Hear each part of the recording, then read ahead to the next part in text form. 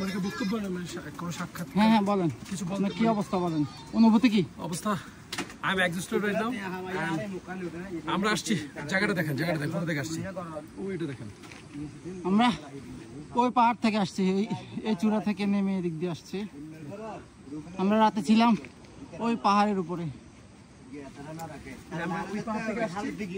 But camera বোঝা যাচ্ছে না যে আমরা আসলে কোথা থেকে আসছি। এটা কিন্তু অনেক উঁচু। এই কয় ফিট হবে ভাই? যে ভাই না না 3000 ফিট হবে না, প্রায় 2200-2300 ফিট হবে। আমরা 2বার করে উঠছি, 2বার করে নামছি। সো বুঝতে পারতেছেন আসলে আমাদের শরীরের অবস্থা এখন কেমন। যদিও আমি ফিট আছি, ঠিক আছে, এখন আমি যে ভাই ফিট আছে, আর অন্যান্য যারা আছে যেমন পাগল ভাই একদম মানে শেষ, উনি আর যেতে পারবেন না। তো রিজন ভাই আমাদের হোস্ট, উনি মোটামুটি ভালো আছে, এই ভাই ফিট আছে, এই যে এই ভাই শেষ, আমাদের স্বপন ভাই শেষ। স্ট্রং মানুষ আমাদের এখানে। তবে we are happy about in here. আমাদের ভালো লাগছে আসলে। Thank you. রিজন ভাই আপনার অনুভূতি বলেন।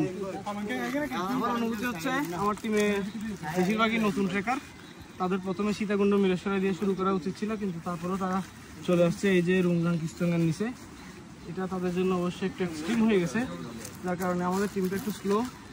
এবং আমাদের ঠিক আছে, ধন্যবাদ। আমরা অনেক স্ট্রং, কোনো টেনশন করার দরকার নেই ভাই। আবার আপনার অনুভূতি।